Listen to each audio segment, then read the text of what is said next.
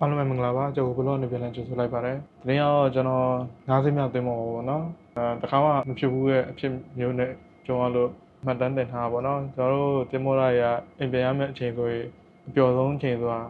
အကုန်လုံးသိကြပါတယ်ဒါပေမဲ့အိမ်ပြန်နေဆိုတာစာချုပ်ပြလို့ပြန်လာရှိသလိုမျိုးaccident ဖြစ်လို့ပြန်လာအဲ့လိုမျိုးလည်းရှိရပါတော့ကျွန်တော် accident ဖြစ်လို့ပြန်ရမှာပေါ့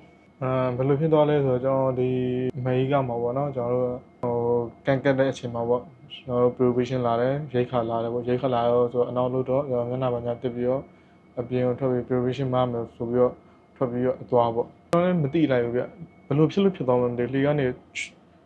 လေကအစအနေကိုချော်ထွက်သွားတာဟိုအောက်ဆုံးတည်းရအဲ့မှာကျွန်တော်ညာတန်ဆိုတော့ညာဘက်လက်နဲ့ဒီလက်ရန်ကိုလမ်းဆွဲလိုက်တဲ့အချိန်မှာကျွန်တော်ဝိတ်နဲ့အချိန်နဲ့ကြာတာဆိုတော့လက်ကမထိန်နိုင်လိုက်ပေါ့နော်လက်ကဆော့လက်ကမထိန်နိုင်ဒါပေမဲ့အောက်ကိုကြားတဲ့အချိန်မှာအမှကျွန်တော်တို့ဒီမြန်မာရေးလည်းရှိရပေါ့နော်အကုန်လုံးမေးရတော့ဘာဖြစ်သွားလဲပထမတော့ဘာမျိုးလို့ဒီလဲပြီးတော့လက်ကိုမျှောက်လဲမျှောက်ကြည့်လိုက်ကောလက်ကမျှောက်လို့မရတော့လက်က control မဲ့သွားပြီလက်ကဒီလက်ကဘယ်လိုပြောဘာမှလှုပ်လို့မရတော့အဲ့နဲ့ဒီတိုင်းညင်လေးနေနေပေါ့နေလဲနေပြီးတော့ကျွန်တော်တို့ဒီဟာပေါ့နော်ကျွန်တော်တို့ဒီတင်မောကတကြီးတို့ဘာလို့ဒီဒီအမေရိက first aid တွေပဲခေါ်တာပေါ့ခေါ်ပြီးတော့လောလောဒီပကုံးအဆက်ပြုတ်သွားတယ်ပေါ့သူတို့ထင်တယ်ပေါ့တကယ်မထင်တော့first aid နဲ့ကျွန်တော်ဒီလိုမျိုးဘာညာလက်တွေပါတိုင်းပေးပြီးတော့အမေရိကန်ဆေးရုံခေါ်သွားတာပေါ့ခေါ်သွားတော့ထင်တဲ့အတိုင်းပဲဒီပကုံးအဆက်ကပြုတ်သွားတယ်ပြုတ်သွားတော့ကျွန်တော်ဆရာဝန်ကပြန်လုပ်ပေးလိုက်တော့ဗောနော်လုပ်ပေးလိုက်တယ်ဆိုပေမဲ့ဆရာဝန်ကပြောတယ်ပြန်ရမယ်ပေါ့လုံးဝပြန်ရမယ်ဒါပေမဲ့ကျွန်တော်ကနေဘာကြောင့်လဲဆိုတော့ကျွန်တော်ရောက်တာတလားကျော်ပဲရှိတယ်လေအဲ့ဒီအချိန်မှာမပြန်ဘူးလို့သိရမလားငါဆက်ပြီးတော့လုပ်ချင်တယ်ရောမရဘူးတဲ့ဆရာဝန်ကနားနဲ့ချီနားပြီးတော့မှဒါပြန်ကောင်းပါဆိုတော့အဲ့တော့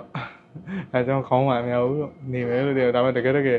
တင်မဖို့ပြန်ရောက်လာပြီးတော့3ရက်လောက်နားပြီးတော့အလုပ်ပြန်ဆင်းတယ်ဆင်းတော့ကျွန်တော်ထင်တော့တစ်ပတ်လောက်နေကောင်းသွားမယ်လို့ထင်တာပေါ့ဆရာဝန်စကားကိုကျွန်တော်နားမထောင်ဘူးတကယ်တစ်ပတ်ပြန်မကောင်းဆက်ချုပ်ကလည်းမေးလိုက်ဗျာမေးလက်ချင်းနေဘယ်လိုလဲပြန်မလားဆိုတော့တခြားစဉ်းစားပါတော့တခြားစဉ်းစားပြီးသူပြန်ဖြစ်ပေးပေါ့ပြီးတော့2ရက်လောက်တခြားစဉ်းစားပြီးတော့ကျွန်တော် software ချလိုက်တာပေါ့လက်ကဘလို့မှလှုပ်လို့မရဘူးအဲ့နဲ့ပြန်မယ်လို့အဲ့နဲ့ကျွန်တော်အခုအီတလီရောက်ရင်တော့ပြန်ရမှာပေါ့ဒါပေမဲ့ဒီအခုလောဆယ်တော့ဒီလက်3ပတ်ပေါ့3ပတ်ပြည့်ကန်နေပြီနောက်2ရက်လောက်ဆိုတော့ပြည့်ရင်တော့ဒါဖြုတ်လို့ရဖြုတ်ပြီးတော့လက်ကတော့3ယူလို့မရသေးဘူးလက်ဒီလိုနှောက်လို့မရဘူးဒီလိုရုပ်တရက်ဝေရမ်းလိုက်လို့မရဘူးဒီလေ့ကျင့်ခန်းမနေ့တစ်ချိန်ရတစ်ချိန်လုပ်ပေးရမယ်ပေါ့သူတို့ဗီဒီယိုလည်းပို့ပေးထားတယ်အမေရိကနေပြီးတော့အဲ့လိုလုပ်ပေးနေမှာဖြည်းဖြည်းချင်းမှာအနည်းဆုံးဒီအစဆုံးပြန်ကောင်းမှုအချိန်အားကြောင့်ကျွန်တော်12ပတ်ကနေ16ပတ်အတွင်းပေါ့ပြောမှဆိုတော့3လနဲ့4လကြာမှပြန်ကောင်းမှာဆိုတော့ accident ဖြစ်ပြီးအိမ်ပြန်လိုက်ရတော့ဒီတစ်ခေါက်ကတော့တွေ့ကြုံနေတော့များသွားပါတယ်ကျွန်တော်ဒီတင်မောမှာဘာဖြစ်လူတင်မောတိုင်းအောင်တင်မောပေါ်လာပြီဆိုကြတဲ့ကိုစီအိမ်မက်တွေနဲ့ပေါ့နော်အိမ်မက်တွေအကောင့်တွေပို့ဖို့လာကြရပဲဒါပေမဲ့စာချုပ်ပြပြီးပြန်လာတော့အကောင်းဆုံးပေါ့ကျွန်တော်လိုမျိုး accident ဖြစ်ပြန်လာတော့မကောင်းဘူးပေါ့နော်အိမ်မက်တွေရောနည်းနည်းဆုံးရှုံးသွားတာပေါ့ကျွန်တော်ပြန်မနေမှာပဲဗီဒီယိုနဲ့ပြန်လာခဲ့ပါ